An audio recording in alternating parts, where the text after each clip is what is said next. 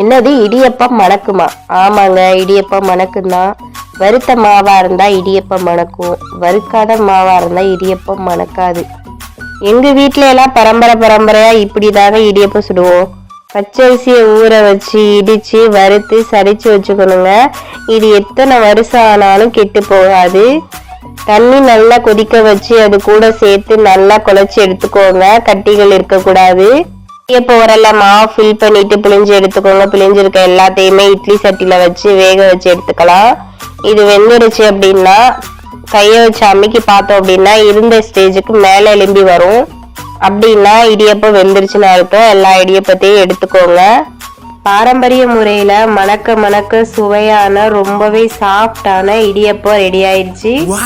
இது கூட தேங்காய் பால், ஜீனி, வாழைப்பழம் இதெல்லாம் சேர்த்து பிசைஞ்சு சாப்பிட்டு பாருங்க. ரொம்பவே டேஸ்டா இருக்கும். பிடிச்சிருந்தா லைக் பண்ணி சப்ஸ்கிரைப் பண்ணுங்க.